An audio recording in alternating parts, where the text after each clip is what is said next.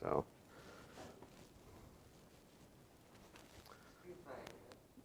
Friday before class, yeah.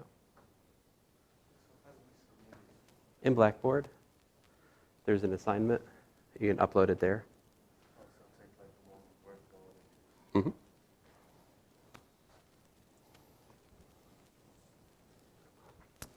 Yes, sir.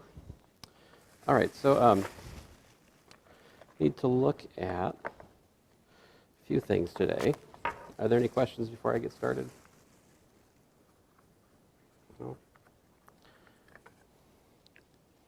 So there's a picture I need to draw. So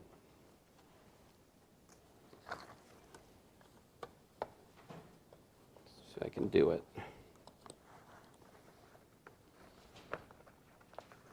If I can get my chalk out here. What's that? Yeah, I got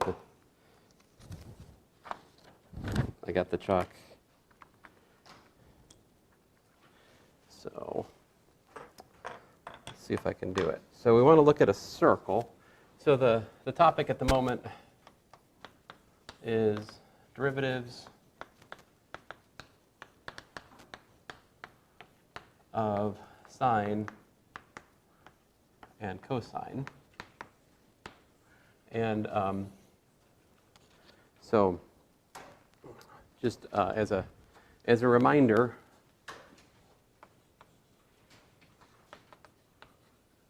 what did we learn? We learned that f prime of a, right? Well, let's say f prime of x is equal to the limit as h goes to 0 of f of x plus h minus f of x divided by h. Now, if we can calculate that limit, the derivative exists, and it's whatever that is at x. Now,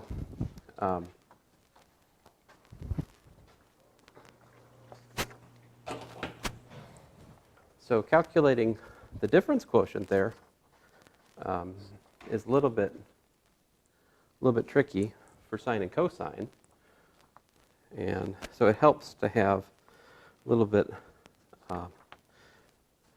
geometric discussion here put in place. Let me draw a big old unit circle, just a part of it. All right. So if this is part of the unit circle, this point down here would be 1, 0, right? This point up here would be 0, 1.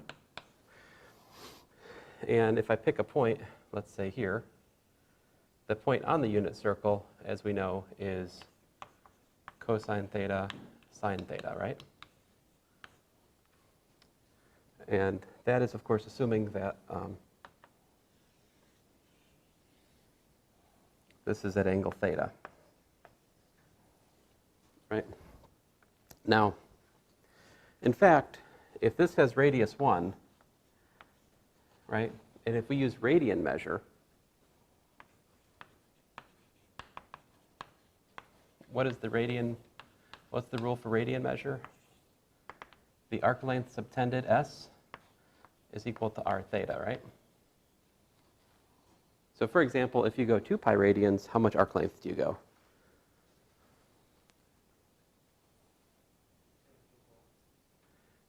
If we go 2 pi radians all the way around the circle, the arc length is 2 pi r, right? So that's how this formula works. I always double check it like that. Okay, but in this picture, the length of this curved line, right? If I was to take this, here I'll make it yellow. If I was to take this yellow line right here and lay it out flat as a piece of string, the length of this would be s. If r is equal to 1, this length s is just equal to theta, right? Theta is this length. I'll put it on this side. All right. But I can also draw a vertical line like this, right? And the length of this line here is what?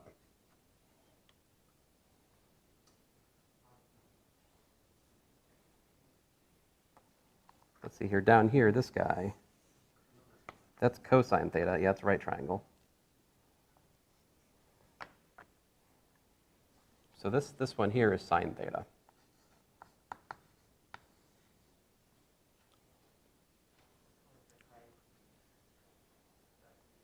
Yeah, the height is sine theta. I mean, right, I mean, this is right triangle trigonometry.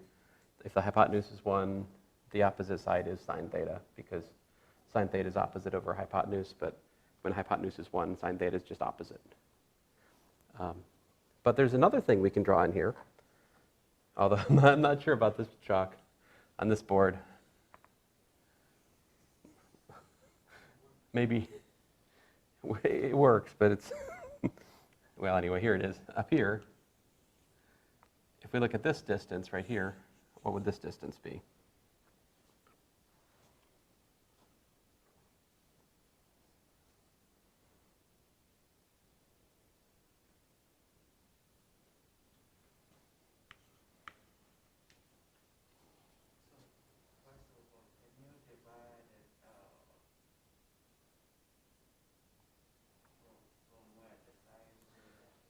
If I look over here, I make a bigger. Let me just redraw. Let me redraw the triangle over here.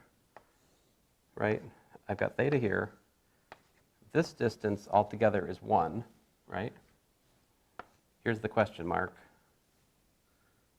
And I heard you say tangent theta. Why would you say that? Tangent theta is what? Tangent theta would equal opposite over adjacent, which in this case is question mark over 1. Right?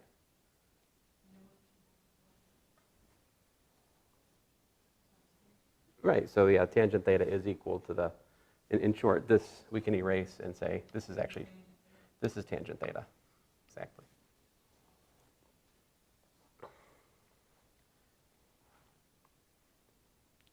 And then the claim is that it is geometrically evident that we have the following inequality, all right? And what inequality do we have? We have that sine theta is less than theta.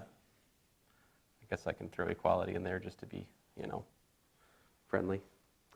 Sine theta, I guess no, if theta is positive, I think it's fair enough to say that sine theta is less than theta is less than tangent theta. See that? This distance is less than that distance, is less than this distance, right?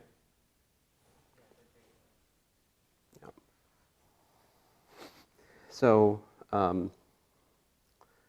if we, let's see here, if we divide by sine theta, which is, by the way, positive, right? And that gives us 1 is less than theta over sine theta is less than, what was tangent theta equal to? Sine theta over cosine theta, right? So divide that, we get 1 over cosine theta.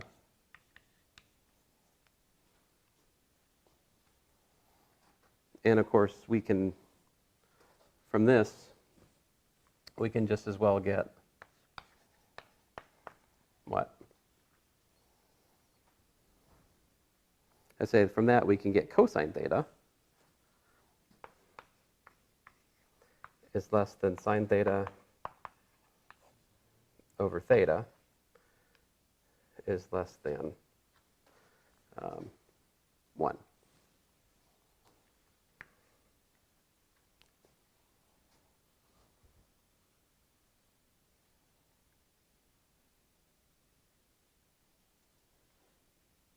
You guys on board? So, what is it? Okay. When people wear masks, it's harder for me to identify like what's going on. Like all I got to work on is the eyes. Confusion in the eyes. Although most of the confusion is in the eyes, right? So, anyway, so if we take the limit as theta goes to 0, and I'll go 0 from the right because technically speaking, this whole argument really. I mean, I don't want to think. I'm assuming the triangle's up in the this quadrant, right? So I really only have the right to allow theta to limit from the right, But the limit as theta goes to 0 from the right of cosine theta is equal to 1, which is also equal to the limit as theta goes to 0 from the right of 1, right? So by the squeeze theorem, what do we get?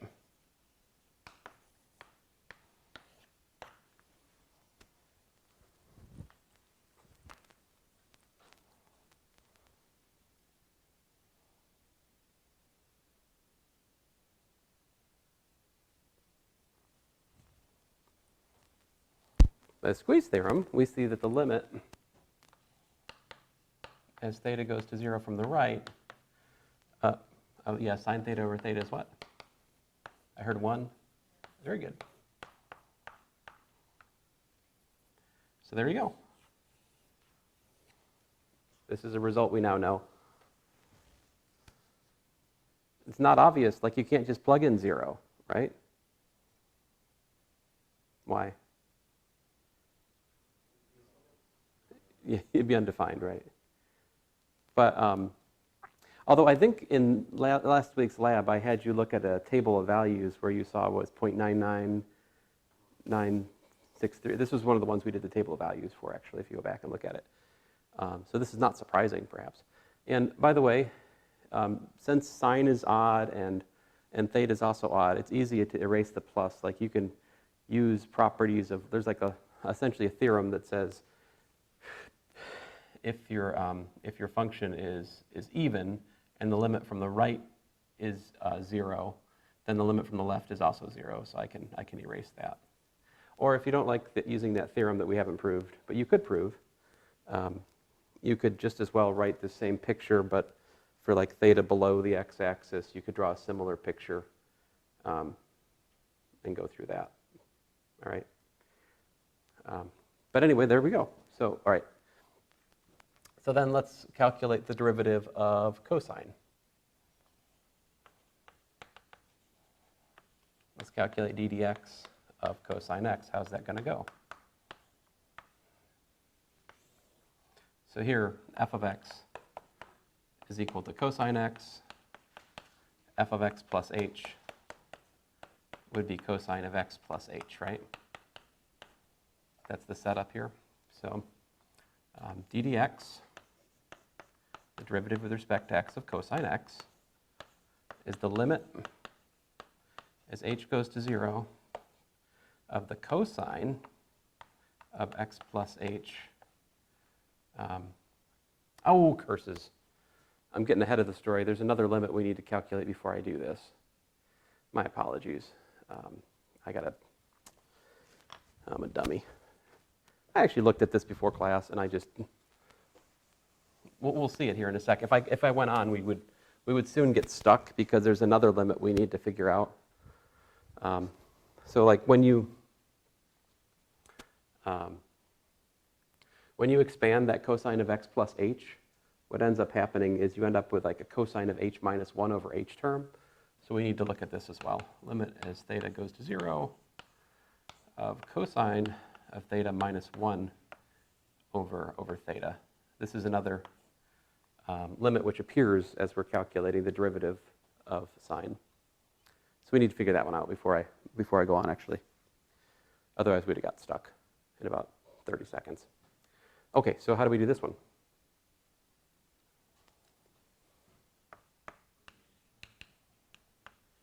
Can we just plug in 0? No, we're stuck because theta is 0, gives me 0 downstairs, and I get 1 minus 1, which is 0, 0, 0. So any ideas? How should we try to remove this indeterminacy?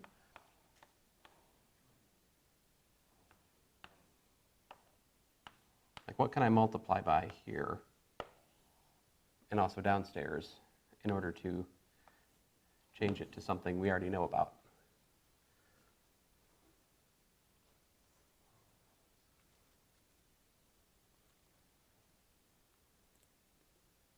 Let's see here. Remember, we know sine and cosine are linked because cosine squared theta plus sine squared theta is what? It's 1. So cosine squared theta minus 1 is equal to minus sine squared theta for what it's worth. You know? How can I make cosine squared theta minus 1 appear?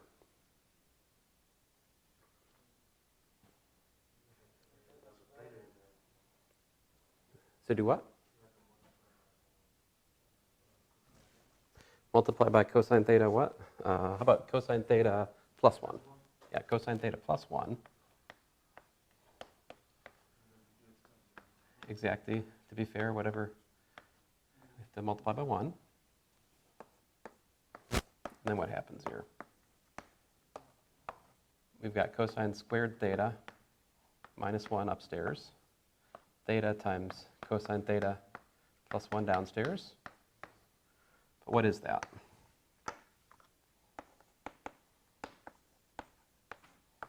This is minus sine squared theta, right?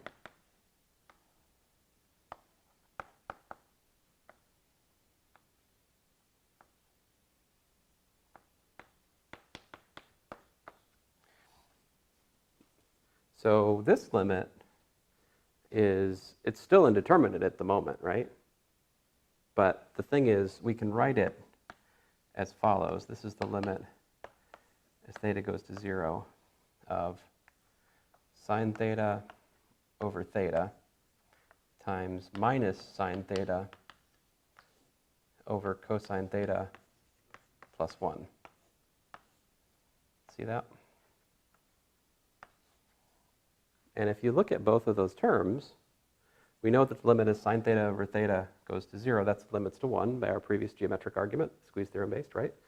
And this one, if you plug in 0, you can do it, because the limit as theta goes to 0, sine theta is 0. The limit of cosine theta as theta goes to 0 is 1.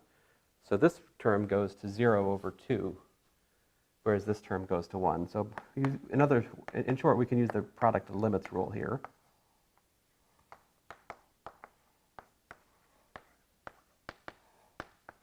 And in so doing,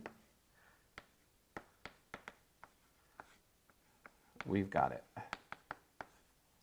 So this is 1, and this is 0 over 1 plus 1, which is 0 over 2, which is still 0, right? So in short, 0.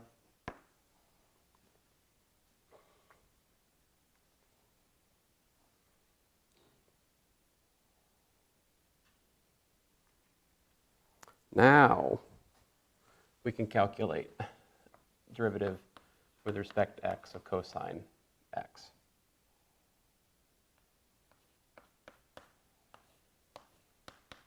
Limit h goes to 0, cosine of x plus h minus cosine of x, all divided by h, right? Definition of derivative there. What can we do to cosine of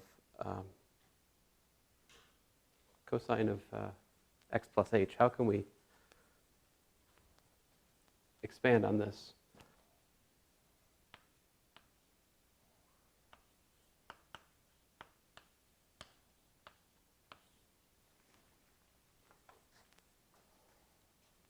Do you guys know the trigonometry here? If we have cosine of a sum of angles, how does it work? So one of the things we can prove in trigonometry is that that's the cosine of x times the cosine of h minus the sine of x times the sine of h. So that's just this term right here.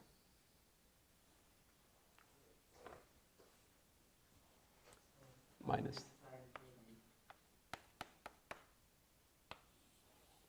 What's that?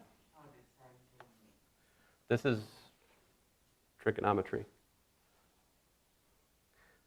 I mean, the proof of this, I can show you, but it's not calculus.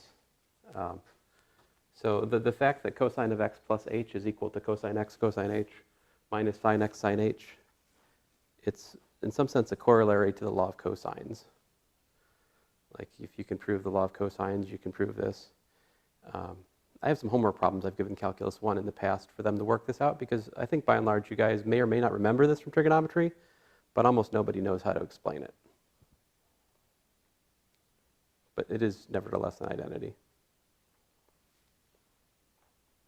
But listen, if you're interested, I can send you an email, like the exercise, how to work it out, how to derive this identity.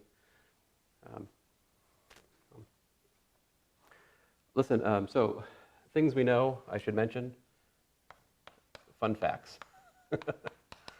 So one of the ones I already did today, no one ever balks at this one. Everyone's like, yeah, snooze, we know this, right? I mean, no one's like, hey, what are you talking about? I don't know that. Like, I've never had a student so far go, what? Sine squared plus cosine squared is 1? No way. That's not happened to me yet. But people not being aware of this, adding angles identity, I'm going to use A and B for it. So if you have A plus B, it's cosine A, cosine B, minus sine A, sine B. You vaguely, yeah, I mean, people, I'm pretty sure you saw it there because you need it to do those, like, calculate the cosine of this particular angle problem where you break the angle up into a sum of different angles, and then you know the cosines and sines for the standard angles. So that problem you needed this identity for.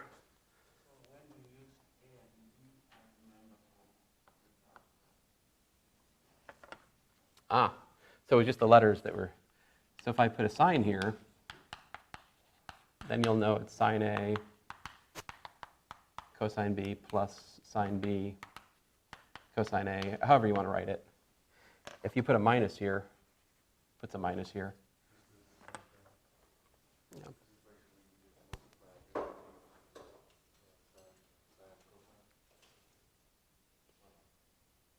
Well, the big difference with the sign is you get a plus, rather than you get sine cosine versus cosine cosine minus sine sine. You can always double check yourself on these formulas by, like, trying special values. And I always go back to like that. If I had, for example, if I had cosine of like pi over 2, suppose A and B are both pi over 2, what's cosine of pi? Cosine of pi is minus 1, right? Cosine of pi over 2 is 0, cosine of pi over 2 is 0, and I have like sine of pi over 2, sine of pi over 2. So you can check, you get back minus 1 equals minus 1. Like, if you doubt yourself about these formulas, you should check yourself on some things where you know the values of sine and cosine. Or better yet, I allow you to have a sheet of notes on the test, so maybe you could put this identity on that sheet of notes and thus remove the ambiguity. But who knows? So there it is. Now that we have this, we can rewrite this. Limit h goes to 0, and what I've got is I've got a cosine of x times cosine of h minus 1 over h minus sine of x times sine of h over h by algebra. And I can then, by limit laws, pull out cosine of x. And the reason I can do that is cosine of x has no h dependence, so it's just a constant with respect to this limit. What's left over is a limit which we already just figured out how to calculate.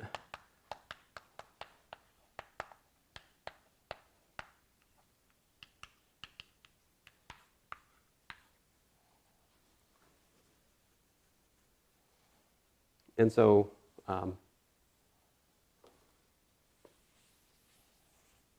long story short, we found that this was 0, right?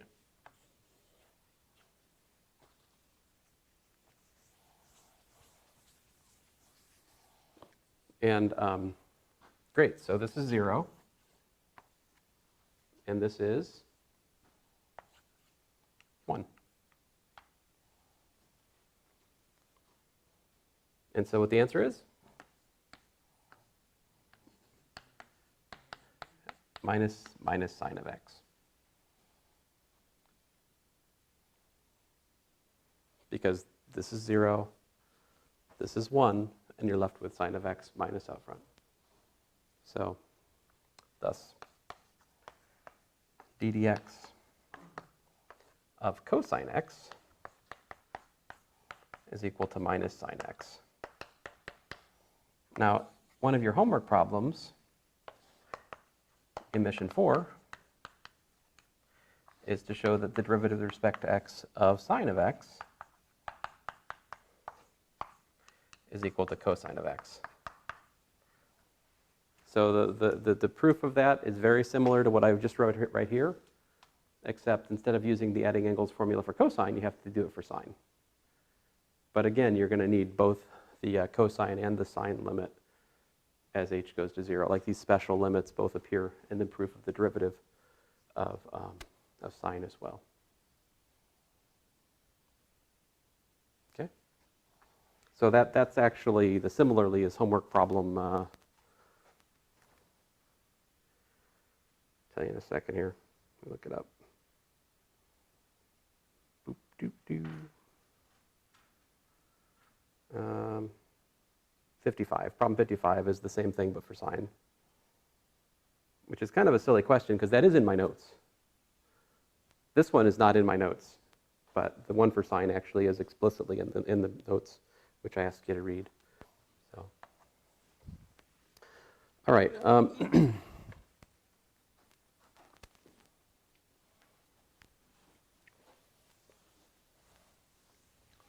I want to take a second here to try to appreciate geometrically how these formulas are working, because I think it's really, really important to know the graphs of sine and cosine and how they relate. Because if you understand the graph of sine or cosine, it'll keep you out of a lot of trouble. So, and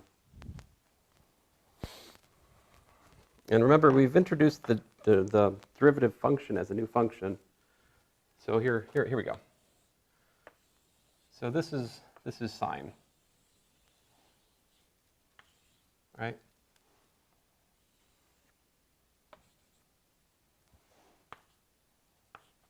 So here's y equals to sine of x. Let me say f of x is sine of x.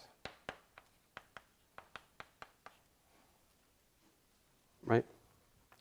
Now, so if I write y equals to f prime of x, what would that be? By your homework problem, that's cosine of x. Now, what does cosine of x look like? It starts here, right? And it's wherever sine is 1, cosine 0. Wherever sine is minus 1, cosine 0. So, you know, yeah, you can, the mins and maxes of sine are the zeros of cosine. But otherwise, it's the same shape, right? If I did this right, wherever we've got, there should be like the max of the cosine should be wherever the, you know, sine is, yeah. And so what you're seeing here, what you should see here, is that the slope of y equals to sine x at, you know, x equals to a is m equals to cosine of a. Right? So if we look at the graph, the white graph, wherever, you know, if you think about drawing like a tangent line at a point, right? The slope of the tangent line will be given by the value of cosine.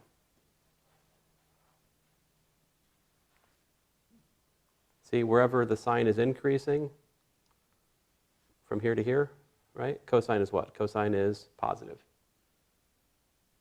Where the sine turns around, right? Where we have a horizontal tangent where it's changing from increasing to decreasing, the cosine is 0. Where sine is decreasing, cosine is negative. Where the function, where sine is increasing, again, cosine's positive, and this story keeps repeating itself. On the other hand, if I draw a similar picture with the roles reversed, y equals to f of x equals to cosine of x, right? And y equals to f prime of x equals to minus sine of x, well, then the picture is a little bit different. So here's my cosine. I tried. Oh well. Let me fix the axis. Maybe I can fix the axis here. Sort of. Anyway, I try. I need some graphing chalkboard, the graph paper chalkboard, you know. Anyway, so minus sine x would be, it's like this white one up here except flipped over. So wherever that's 0, it's supposed to be 1.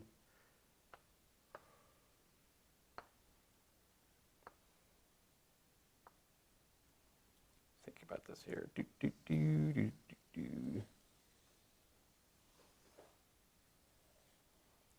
So crudely speaking, something like that. And you can see that wherever cosine is increasing, the sign is minus the sign is positive. Wherever cosine is decreasing, minus the sign is negative. And the story plays out again, right? Wherever the white curve is increasing, the yellow curve is positive, and vice versa. So, you know, we can try to come up with a similar example where we don't know the formulas.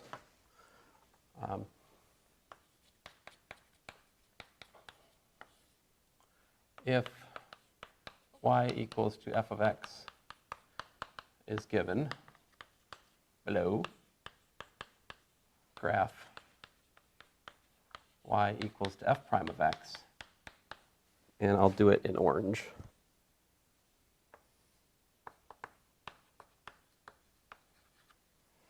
All right, so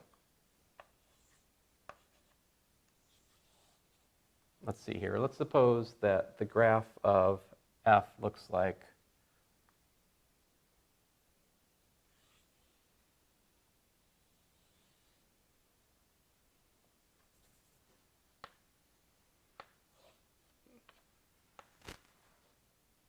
there we go. So if this is y equals f of x, to graph the derivative, I have to think about the slope, right? You have to think about the slope of the graph. And so one way to do that is just to draw little tangent lines.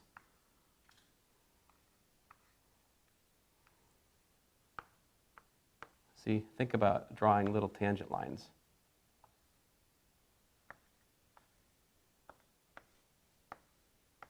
Think about drawing little tangent lines on the graph, right? I wonder if I was on the other board. I'm an idiot.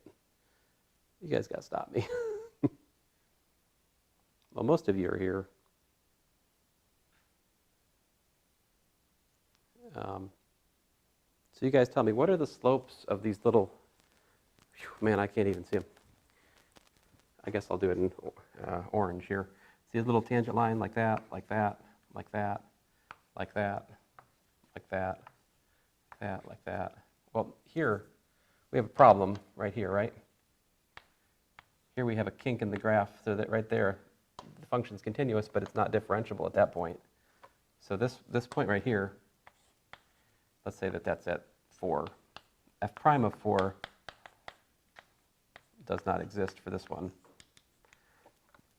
at that point. Okay, so slope is what? Positive, right? Here, slope is what? I'm trying to make it level there. And, well, no, if you have a horizontal line, the slope is 0. Like the vertical one's got infinity. I don't think I have a point with a vertical tangent here. I could make it happen if you want me to. You're fine. So I think basically from here to here, arguably, it's constant. The function's constant. If the function's constant, then that makes the derivative 0. And then, of course, it was positive before then, right? So it's got to be something like that, roughly speaking. And then it decreases, right? So now it starts going negative. It decreases, and then it kind of like levels. I mean, this is all debatable. If you had a graph paper, you could maybe do better. And then there's a jump. See right there at 4, there's a jump. It changes from being negative to abruptly going positive. And this here is a line, right? Admittedly, I'm making some value judgments here on the basis of my artistic integrity on the chalkboard, but I'm going to say that this is linear. Slope 1, all right? And if that's the case, then this jumps up here to 1 and just goes like that. Slope 1. So what we're looking at here in the orange is y equals to f prime of x. So you can graph the derivative. If I give you the graph of a function, you can graph the derivative function by looking at the slope of the given function at each point and constructing a corresponding graph.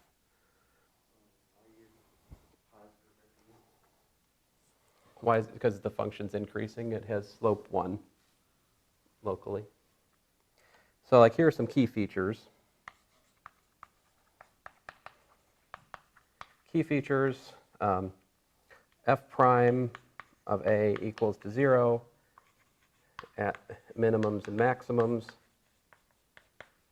F prime of a does not exist where at kinks or vertical tangents, right? Well, let's just say at kinks. At vertical tangent, you're going to get the derivative blowing up to infinity. And then finally, f prime of a greater than 0 for f increasing, f prime of a less than 0 for f decreasing. So those are some key features. These are rules of thumb for how to graph the derivative. All right? All right. So as a function. Excuse me. So moving on here, we have a theorem. If f and g are differentiable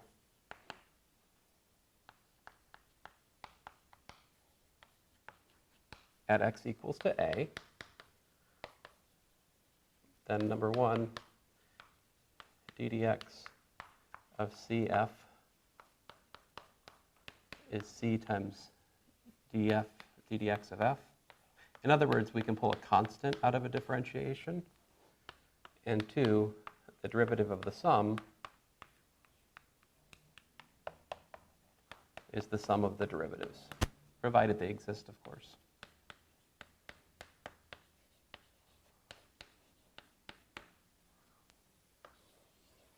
So together, I refer to these two properties as the linearity of the derivative operator.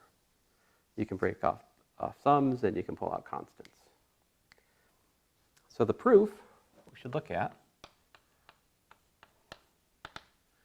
I'm going to look at h of x equal to c f of x plus g of x. And I'm going to calculate h prime of x. Ooh, I use h in a different sense in the limiting process. Maybe I should pick a different letter. What letter do you want me to use other than h? I could use something else. Just not f or g. Y?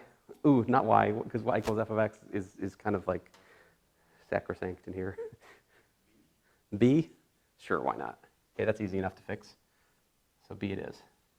So b prime of x would be the limit as h goes to 0 of b of x plus h minus b of x over h, right?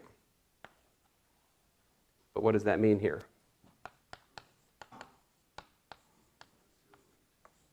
So you got c f of x plus h plus g of x plus h minus cf of x parentheses plus g of x, close parentheses, close big parentheses, all divided by h. So I can regroup stuff here and pull the constant out. I've got c times the limit as h goes to 0 of f of x plus h minus f of x, all divided by h, plus the limit as h goes to 0 of g of x plus h minus g of x, all divided by h.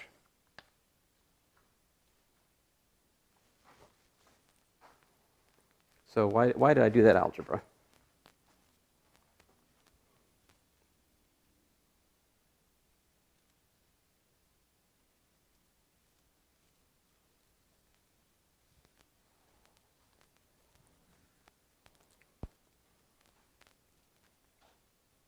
I should say differentiable. I said x equal to a, but I really mean differentiable. I should just say differentiable and just erase this for the moment. There. I guess I keep my then. All right. But look, so by definition, this is what?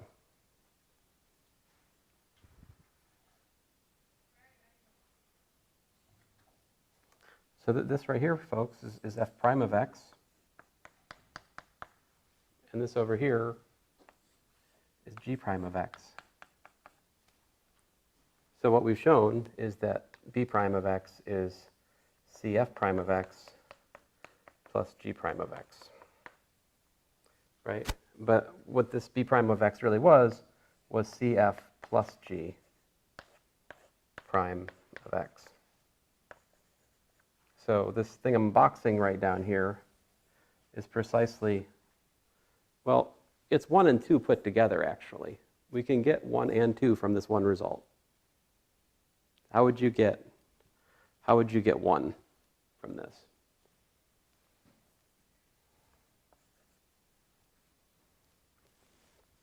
So if you look at it, to get 1, if you let g be 0, if you let g of x equal to 0, we get 1. See? So like this becomes derivative of cf is c times derivative of f. That's 1. If we just look at g equal to 0 in this result. All right? And how about the other one? How do you get item 2? How about this? Put c equal to 1. And that gives us 2.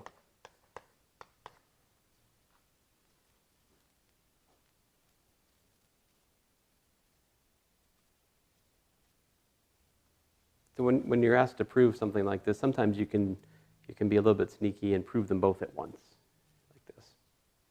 Now, of course, you could also just go ahead and just, prove them separately if you wanted to. And I think that's your homework, actually. Our homework, I asked you to prove that proving 1 and 2 are 2 of your homework problems, all right? Separately. I don't put them together in your homework, so you can do them one at a time in the homework, and if that makes more sense to you, then great. But the larger point is now, and going forward, we have these to use, all right? Unless I say otherwise. So you got to be careful. On the first test, I will ask you to calculate the derivative from the definition. If I say calculate the derivative from the definition, that means you have to calculate the difference quotient and go through the limit and all that, like we've been doing. If, on the other hand, I say, calculate these derivatives, feel free to use the power rule, the known derivatives of sine and cosine and exponential, then that's a different matter. Then you can use the power rule and the linearity of the derivative, if I say as much. And in your homework, at some point, there's like a big banner which says, in mission 4, which says, past this point, you can use linearity and the power rule, right? So, in short, and so once you leave this course, like what I want you to take away from this course, of course, in terms of differentiation, is how to calculate the derivative using, linearity and the power rule. You should be aware of the definition, right? But calculating derivatives from the definition is kind of a pain, So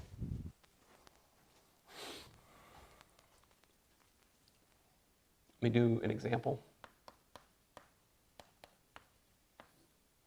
So here, let's say derivatives using power rule and linearity.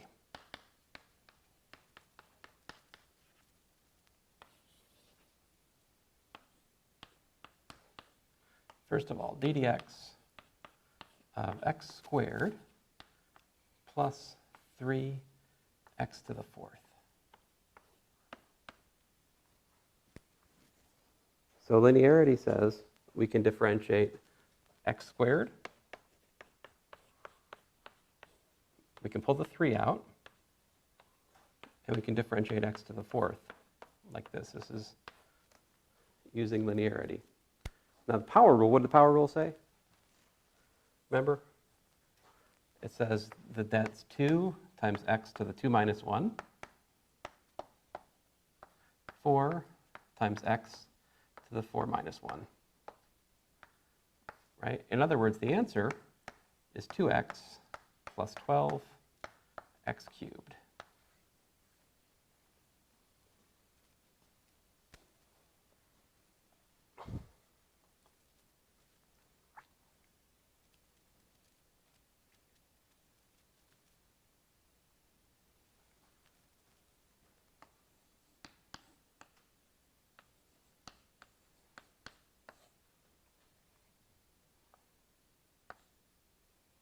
Let's see, with square root of x, let's see here, minus the cosine of x.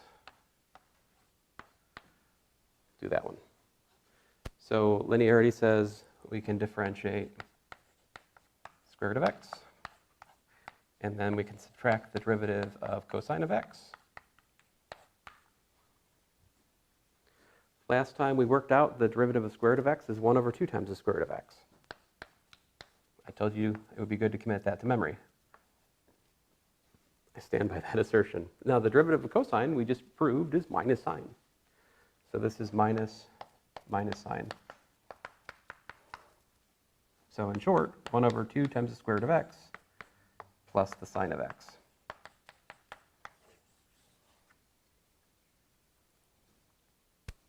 All right? Now, sometimes sometimes you have to do a little algebra before you can do the man, my camera's all the wrong zoom today or something. So here's another one. d theta of, how about this? Sine cubed theta plus sine theta cosine squared theta.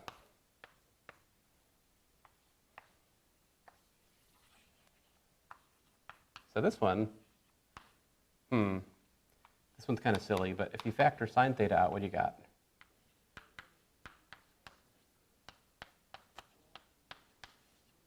Right? That's 1.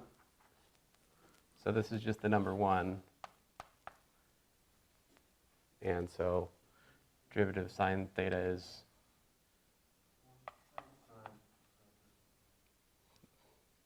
so this is just d theta of sine theta, which is what?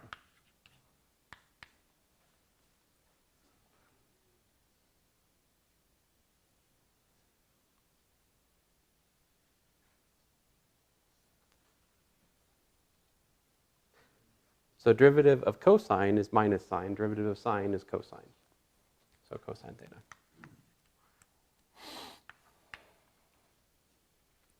Now, unlike test 2, if I gave you this problem, you'd have another way to do it. And the other way that you could do it with stuff called the product rule, right, or the chain rule, it would be a colossal waste of your time because this will be easier. But anyway, so you know, at the moment, if you had something like, so let's see here, d dx of x squared times x plus 3 squared, how are you going to do that one? See, at the moment, we don't know power rule. I mean, we don't know product rule, quote unquote. We don't know some of the rules of differentiation we learn later. So at the moment, all we can do is do algebra and convert it into basically a polynomial in standard form. Right, so if you don't mind, I'm going to do the algebra up here. x squared times x squared plus 6x plus 9, right? That's what this is, which is what, x to the fourth plus 6x cubed plus 9x squared is what we're actually differentiating. And then we can use linearity and the power rule, all right? Which I'm just going to do at this step, because I'm almost at a chalkboard. So this is 4x cubed plus 6 times 3x squared plus 9 times 2x, using, again, linearity and the power rule on each term. So, great. That is, I'll clean it up a bit, 4x cubed plus 18x squared plus 18x.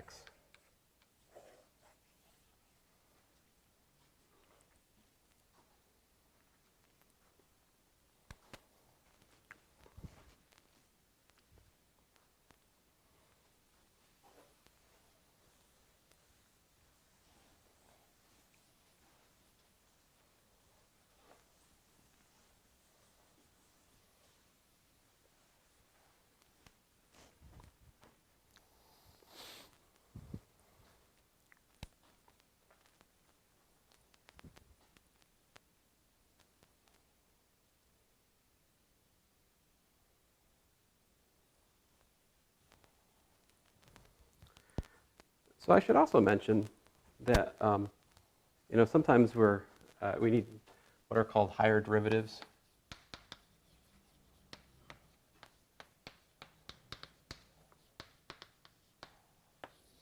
So like definition, f prime prime is given by f prime prime of x equal to, I tried to silence this thing before class, but Alabama.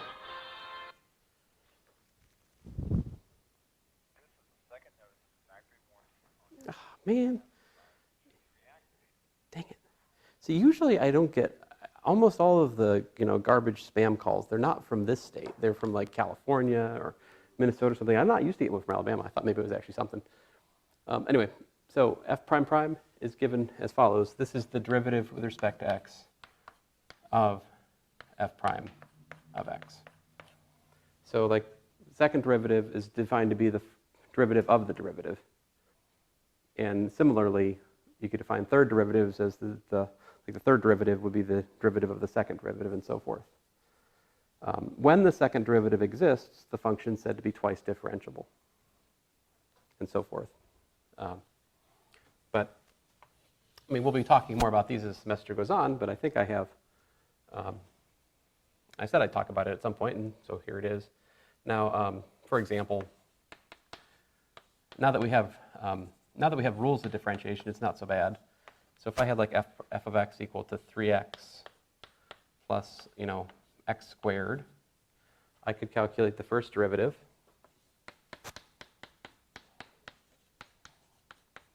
And using power rule and linearity, this gives us what? 3 plus 2x. So there you go. That's the formula for the first derivative.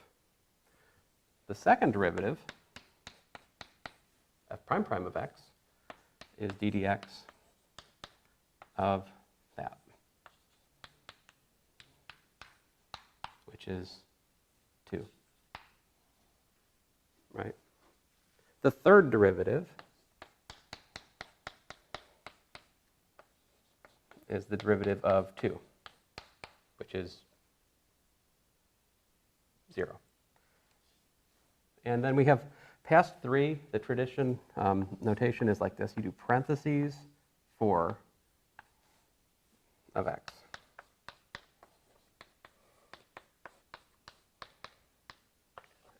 It's still 0. In fact, you could write this. Fn of x is equal to 0 for n greater than or equal to, 3.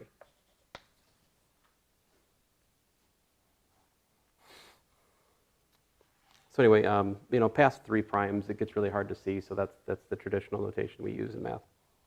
But, and where'd the x go? Like, oh, so this is d dx. So I can pull the 3 out, right?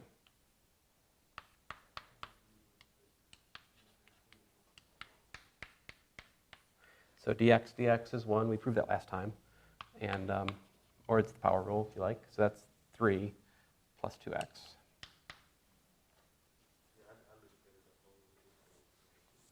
Mm-hmm.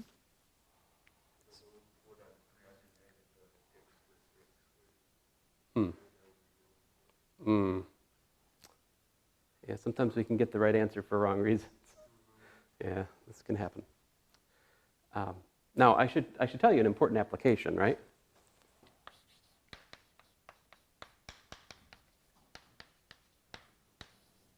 Motion in 1 dimension. So you'd have x as a function of time is the position. It is physics, yes. V as a function of time is dx dt. This is the so-called velocity.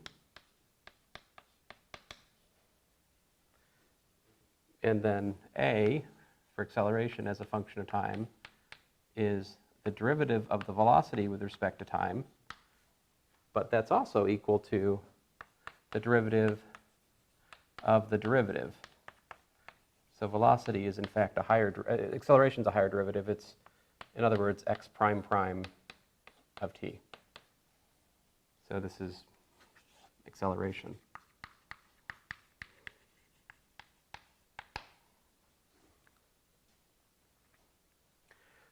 So in 1 dimension, you can kind of draw the picture of it. It's on a number line.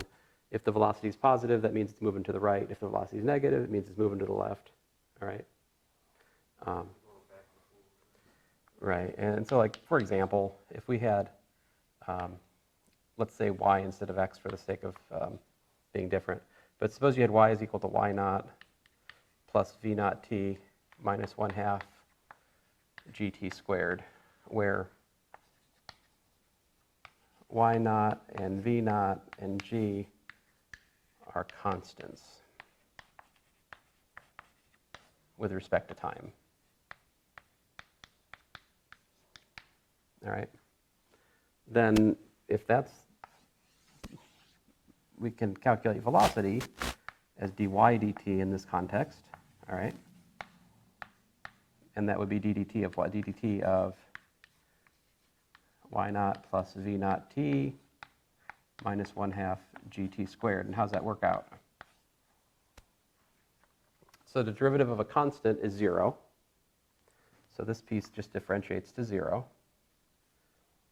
The velocity you can pull out, so we get v naught times ddt. And then we can pull out the minus 1/2 and the g, those are constants. And we have ddt of t squared. So what do we get? We get v naught minus gt, because the 2 cancels with the half. Like ddt of t squared is 2t, but 2t over 2 is just t again. What's that? This, yeah, this guy is 2t, right?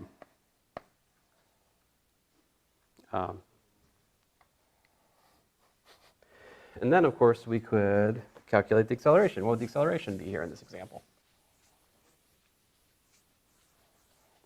Take the second derivative, right? What's the second derivative work out to?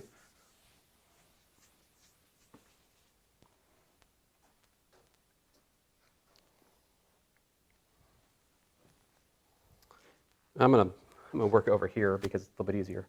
So acceleration is dv dt, right?